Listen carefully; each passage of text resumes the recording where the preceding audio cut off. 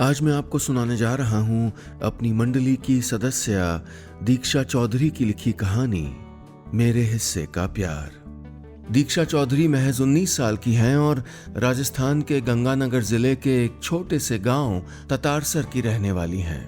आजकल सीकर में रहकर पढ़ाई कर रही हैं एमए इंग्लिश लिटरेचर की। रेगिस्तान के एक कोने से हर सुबह मोरों की आवाज आती है। भोर का तारा अपने घर लौट जाता है। मैं सोचने लगती हूँ एक बार फिर तुम्ही से मोहब्बत कर लूं, लेकिन फिर सोचती हूँ कि क्या इसकी कोई जरूरत है। मैंने तुम्हें प्यार करना छोड़ा ही कब था। भला कौन सी रात थी जब तुम्हारे बारे में सोचे बिना मेरी आंख लगी हो। कौन सा ऐसा सवेरा था जब मैं तुम्हारे सपने के साथ नहीं जागी थी। तुम्हें हैरानी होगी, लेकिन ऐसा एक भी दिन मुझे याद नहीं आता। याद आते हो तो सिर्फ तुम, मुझे हंसाने की कोशिशें करते हुए, मेरे लिए खुश होने की वजह तलाश कर लाते हुए। मुझे लगता है अब तुम्हें लौट आना चाहिए। मैं अरसे से मुस्कुराई नहीं हूं। हंसी होठों से उछलकर आंखों तक आना भूल गई है। अब तो लौट आओ ना यश। अपनी डायरी बंद करते हुए मेरी आंखें छलक आईं। ये करीब 4 साल पहले लिखा था मैंने, लेकिन आज भी एक एक शब्द कितना सच था। आज भी मैं इनमें से एक भी बात को पूरी तरह झुठला नहीं सकती थी। ये गुजरा हुआ वक्त ना जरूर किसी जादूगर जैसा होता होगा, तभी तो बीत कर भी बने रहने का जादू जानता है। सब सोचती हुई मैं उठी और किचन में जाकर अपने लिए कॉफी बनाने लगी। वैसे तो ये उदासियां मेरे लिए नई बात नहीं है, लेकिन आज मन कुछ ज्यादा ही उदास था। उदास नहीं, आज बेचैन था मन, बहुत बेचैन। मैं जयपुर में एक कंपनी में ग्राफिक्स डिजाइनर हूं। पेंटिंग हॉबी है मेरी। अक्सर आर्ट एग्जीबिशंस में जाती हूं और आज भी वैसी ही एक एग्जीबिशन थी। मैं ऑफिस के बाद सीधे वहीं पहुंच गई थी। बैकग्राउंड में बजता धीमा वेस्टर्न क्लासिकल म्यूजिक और रोशनी से भरे उस हॉल में पेंटिंग्स को निहारते मंत्रमुग्ध होते लोग। शोर नहीं था, मगर वंडरफुल, ब्यूटीफुल जैसे शब्द रह रह कर हवा में तैर जाते। एक से बढ़कर एक मास्टरपीस देखने को मिले थे आज। और वो एक पेंटिंग, उसके सामने तो जैसे मैं थम ही गई थी। मैं टकटकी लगाए देख रही थी। कैसे उस कलाकार ने इतनी सुंदर कल्पना की होगी, कैसे रंगों को इतनी खूबसूरती से बरता होगा। तभी कैनवस के कोने में लिखा नाम पढ़ा, यश सिन्हा। मैं कुछ और सोच पाती इससे पहले ही किसी ने मेरे कंधे पर हाथ रख दिया। मैंने पलट कर देखा, मेरे ठीक पीछे यश खड़ा था। काशवी, तुम यहाँ? व्हाट अ कोइंसिडेंस यार। यश सिन्हा, जिसने ये पेंटिंग बनाई थी, जिसकी मैं कभी सबसे अच्छी दोस्त हुआ करती थी, जिससे मैंने कभी पागलों की तरह प्यार किया था, शायद आज भी करती थी, और जो 5 साल पहले मुझसे कह गया था, I hate you Kashvi, I hate you. मेरी जिंदगी के सबसे सुंदर साल थे वो साल जब यश और मैं हाई स्कूल में साथ थे। छोटी छोटी बातों पर खिलखिलाकर हंसता हुआ, अपनी बातों से सबको हंसाता हुआ यश सबका फेवरेट हुआ करता था। उसके दोस्तों की लिस्ट लंबी थी, बहुत लंबी। स्कूल की फुटबॉल टीम का कैप्टन था, अपनी ड्राइंग से सबका दिल जीत लेता था। स्कूल का एनुअल फंक्शन हो या कोई और आयोजन, सारी जिम्मेदारियां उसके सर रहती और वो सब बखूबी संभाल लेता। हर काम में परफेक्ट, लेकिन एक नंबर का शरारती। यश यार, एक डायग्राम बना दे प्लीज। मैं कहती तो वो गौर से मेरे बनाए डायग्राम को देखने लगता। यार काशवी, यश मुझे पता है बहुत बुरा बना है। अरे बुरा कहाँ बना है? वो एकदम संजीदा होकर कहता। सच में? मैं एक पल के लिए उसकी बात को सच मान बैठती थी। और नहीं तो क्या, मेरा बस चलता तो मैं तुमको अवार्ड देता इसके लिए। तंजिया लहजे में कहते हुए वो जोर से हंसता और मेरी ड्राइंग उठाकर दौड़ जाता। क्लासरूम से बाहर, लंबे कॉरिडोर के पार, वो आगे आगे और मैं उसके पीछे पीछे। जब थककर वो बागीचे की नरम घास पर लेटता तो मैं भी उसके बराबर लेट जाती, उसके मुस्कुराते चेहरे को एक टक देखती हुई। दिल चाहता उसके घुंघराले बालों में अपनी उंगलियां फिरा दूं, मैं अपना हाथ घास पर रखे उसके हाथ के करीब ले जाया करती थी, हल्के से छू लेती थी उसकी उंगलियों के किनारे, ये सोचकर कि शायद वो मेरा हाथ थाम ले, शायद वो समझ ले मेरे दिल की बात। चल मैं सिखाता हूँ तुझे, कहते हुए वो उठता और मेरी ड्राइंग में खींची आड़ी तिरछी लकीरों को अपनी सधी हुई लकीरों से बदल देता। काश ऐसे ही किसी ने मेरी हथेली की लकीरें भी बदल दी होती। यश की तमाम बेख्याली के बाद भी मैंने अपनी कोशिशें छोड़ी नहीं थीं। मैं हर वो काम करती जो उसे पसंद था। उसकी पसंद जाने कब मेरी पसंद बन गई थी। प्यार में हम कहाँ रहते हैं। स्कूल में प्ले होता तो मैं उसके ऑपोजिट रोमांटिक रोल के लिए जी तोड़ मेहनत करती थी। प्ले में ही सही, लेकिन जब वो मेरी आंखों में आंखें डाले, मेरा हाथ अपने हाथ में लिए कोई प्यारी सी बात कहता तो धड़कनें तेज हो जाया करती थीं। लगता दिल बाहर निकलकर खुद ही अपना हाल सुना देगा। फ्रेंडशिप डे के कार्ड पर हैप्पी फ्रेंडशिप डे के अलावा लॉट्स ऑफ लव लिखते हुए एक अलग सी सिहरन महसूस होती थी अपने भीतर। लेकिन उसे कुछ भी महसूस क्यों नहीं होता था? न तब जब मैं क्लास में ब्लैक बोर्ड के बजाय उसे निहार रही थी और उसने पकड़ ली थी मेरी ये चोरी, न तब जब स्पोर्ट्स वीक में उसके पैर में लगी चोट देखकर मैं रो पड़ी थी, तब भी नहीं जब अपने बर्थडे सरप्राइज से खुश होकर मैं उसके गले से लगी थी और उसके कुर्ते को अपनी मुट्ठियों में भींचते हुए उसके कान में धीमे से कह दिया था, I love you Yash, I love you so much. Yash अलग था सबसे, ये बात मैं जानती थी, लेकिन कितना अलग ये उस रोज जाना था मैंने। मैं थक चुकी थी अपना प्यार जताने की कोशिशें करते करते, ये इंतजार करते करते कि कभी तो यश सब समझ लेगा। वैलेंटाइंस डे पर अपनी पॉकेट मनी से पैसे बचाकर मैंने उसके लिए गिफ्ट खरीदा था, एक नन्हा सा ताजमहल और एक कार्ड जिस पर अपने दिल की हर बात लिख दी थी मैंने। बहुत हिम्मत जुटाकर मैं यश को लाइब्रेरी में ले गई थी। मैंने मुस्कुराते हुए ताजमहल उसकी तरफ बढ़ाया तो खुशी से उसकी आंखें चमक गईं। This is so pretty. लेकिन जैसे ही उसने वो कार्ड देखा, उसकी वो मुस्कुराहट अचानक ही कहीं गायब हो गई थी। काशवी, ये क्या, आई मीन ये सब, अरे तुम तो कुछ कहते नहीं, किसी को तो कहना था ना। कहते हुए मैं उसके जरा सा करीब आ गई थी और उसने मुझे धकेल दिया था खुद से दूर। स्टॉप इट काशवी, उसने कहा था। लेकिन उस नादान उम्र के नासमझ प्यार में पड़ी मैं फिर भी खुद को रोक नहीं पाई थी और मैं उसके गले से लग गई थी। यश, आई लव यू, क्यों नहीं समझते हो तुम? आई लव यू सो मच। मैं बोलती जा रही थी और वो मुझे दूर हटाने की कोशिश कर रहा था। मैं सब समझता हूं काशवी, लेकिन तुम कभी नहीं समझ पाओगी, ये कभी नहीं हो सकता। कहते हुए यश ने मुझे एक बार फिर से खुद से दूर धकेल दिया। उसके चेहरे पर गुस्सा था, आंखों में आंसू थे, होंठ न जाने क्यों कांप रहे थे। वो बोलता जा रहा था, Kashvi, we are friends, don't spoil it यार, प्लीज डोंट। तुम भी सब जैसे निकले, रिलेशनशिप से डरते हो तुम। बुद्धू, ऐसा कुछ, मैं खुद से डरता हूं काशवी, नहीं हूं मैं सबके जैसा, not at all, I am not interested in you. मैं तो किसी भी लड़की में इंटरेस्टेड नहीं हूं। मैं हैरानी से उसे देख रही थी। मैं तुम्हें कैसे समझाऊं काशवी, तो तुम लड़कों में इंटरेस्टेड हो? आई मीन, क्या तुम? हाँ काशवी, हाँ, जो शब्द तुम कह भी नहीं पा रही हो वो मेरा सच है। This is what I am, उसने चिल्लाकर कहा था। इसके आगे हम दोनों के बीच खामोशी थी, सिर्फ खामोशी। क्या कहूं, कैसे रिएक्ट करूं, मुझे कुछ समझ नहीं आया था। मैं डॉर्म में लौट आई थी। बहुत रोई थी मैं उस रोज। मैंने अपनी सहेली को रोते रोते सब बता दिया था, लेकिन वादा भी लिया था कि वो किसी से कुछ न कहे। न मैंने रात का खाना खाया था, न सो पाई थी।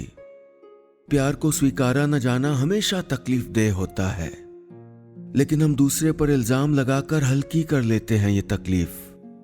मैं तो यश पर कोई आरोप भी नहीं लगा सकती थी, नहीं कर सकती थी उससे ये सवाल कि क्यों यश, क्यों, तुमने क्यों तोड़ा मेरा दिल? उसके सच के सामने मेरे ये आरोप, मेरी शिकायतें कितने बेमानी हो गए थे। यश के दोस्तों की फहरिस्त चाहे जितनी भी लंबी क्यों न हो, मैं सबसे खास थी उसके लिए। ये बात आज 5 साल बाद मिलकर भी महसूस की थी मैंने। कितना खुश हुआ था वो मुझको देखकर। खुश तो मैं भी थी उससे मिलकर, लेकिन अब पुरानी बातें याद आ रही थी मुझे। वो बातें जो इतने सालों में कभी भूल ही नहीं पाई।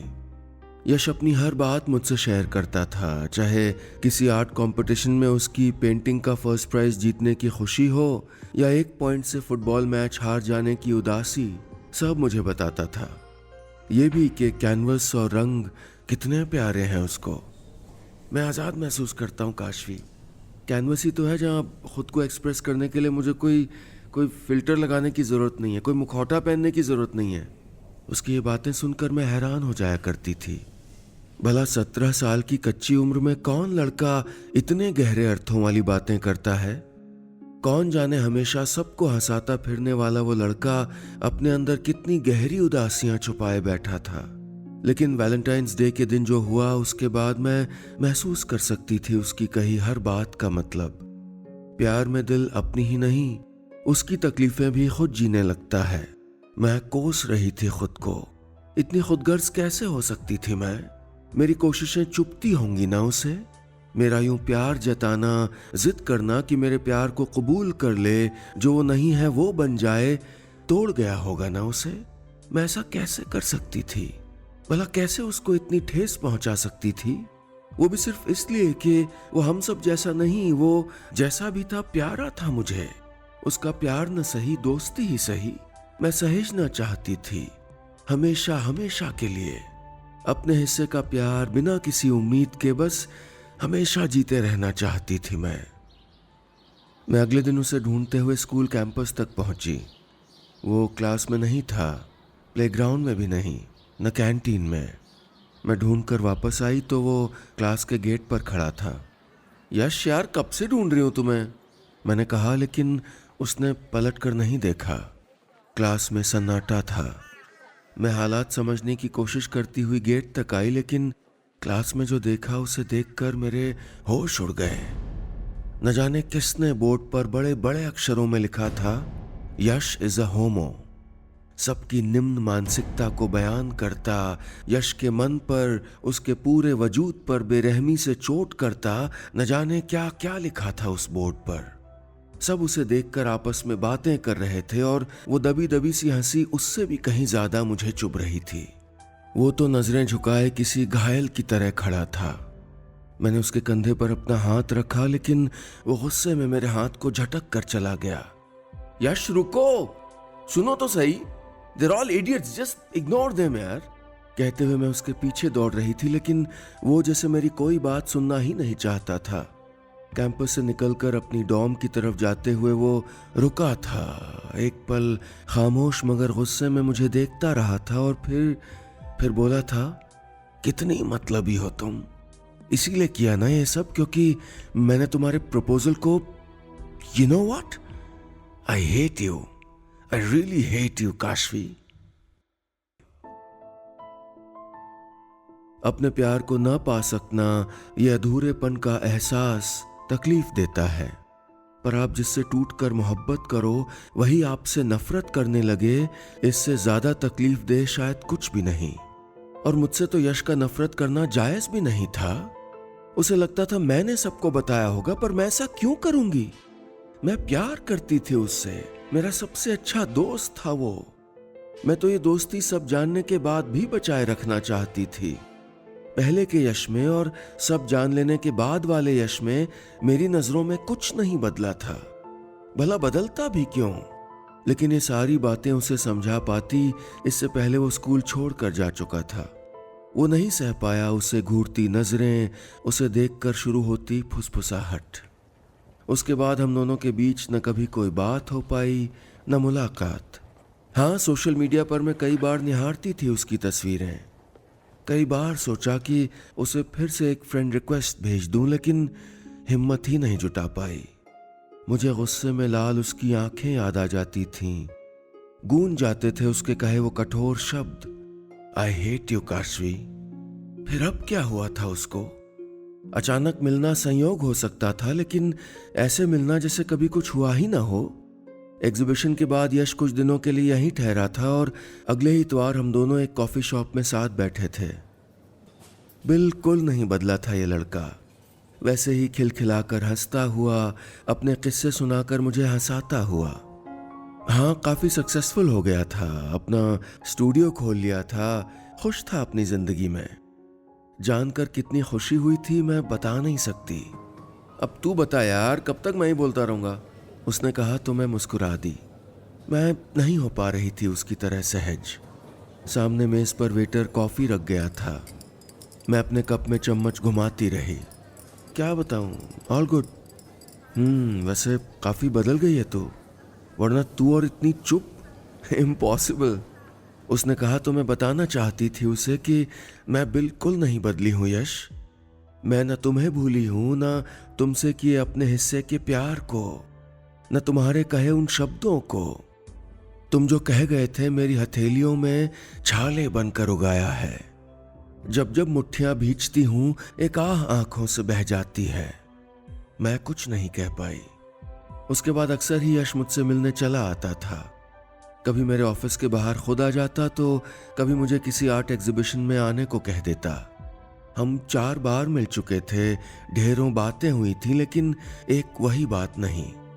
अपना खोया हुआ दोस्त फिर से पाकर मैं खुश थी, लेकिन कोई गलतफहमी नहीं रखना चाहती थी।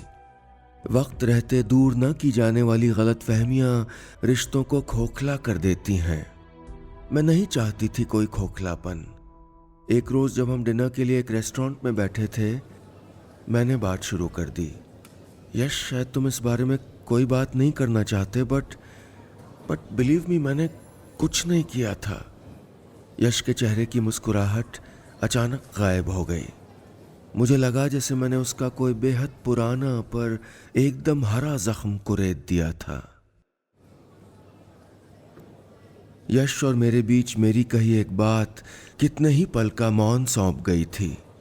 थोड़ी देर बाद यश बोला, यू नो व्हाट काशवी, वो जिसने भी किया ठीक ही था। I want to thank that person. मैं हैरानी से उसे देखने लगी। यश, तुम क्या कह रहे हो? सच में वो सब बहुत जरूरी था।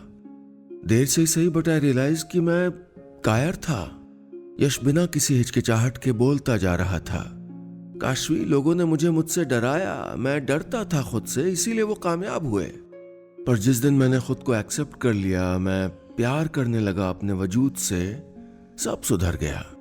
देखो, सब ठीक है, मैं खुश हूं। 4 लोगों की हंसी मुझे ठेस नहीं पहुंचा सकती। Never, I am better than them. Yash का कहा हर शब्द सच था। हम सब कभी न कभी किसी न किसी तरह खुद को छुपाते ही हैं। अगर गले लगाने लगे तो कुछ हद तक सब आसान हो जाएगा, पर पूरी तरह तब भी नहीं। यश को 4 लोगों की हंसी नहीं चुभती, वो अलग बात है, लेकिन वो हंसी बंद भी तो नहीं हुई ना। इल्जाम चाहे दुनिया, लोग, समाज कहकर टाल दिया जाए, लेकिन ये सब भी तो कहीं ना कहीं हम ही बनाते हैं। इसके जिम्मेदार हम सब हैं। किसी का सेक्सुअल ओरिएंटेशन उसे नेचुरल या अननेचुरल नहीं बनाता। हम कैसे अपने बनाए पैमानों के आधार पर किसी को उपेक्षित महसूस करवा सकते हैं? हाँ, यश ने अब अपना लिया था अपना सच। वो खुश था, लेकिन मैं जानती थी कि इस मुस्कुराहट तक का सफर कितना मुश्किल रहा होगा। जाने अनजाने हमने अपनी ये दुनिया इतनी असहज क्यों बना रखी है? क्यों हम हमेशा जज करना चाहते हैं चीजों को, लोगों को? ऐसे न जाने कितने सवाल हैं जिनके जवाब अब हमें तलाश लेने चाहिए।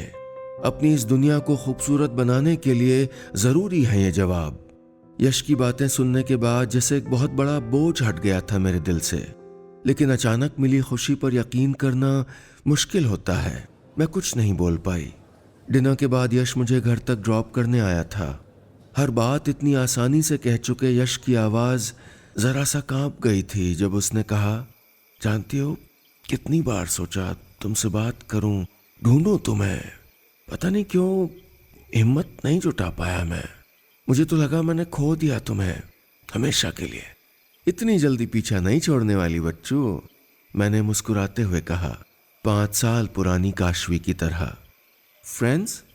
उसने ठीक वैसे ही कहा जैसे स्कूल में हमारे झगड़े खत्म हो जाने पर कहा करता था, और मेरे गले से लग गया। Friends forever. मैं बुदबुदाई। उसके लिए ये सिर्फ दोस्ती ही क्यों ना हो, मेरे हिस्से का प्यार तो अब भी ठहरा था कहीं। शायद उसकी मुस्कुराहट में, शायद मेरी आंखों के नम किनारों में, या शायद उसे कसकर बाहों में भींच लेने में।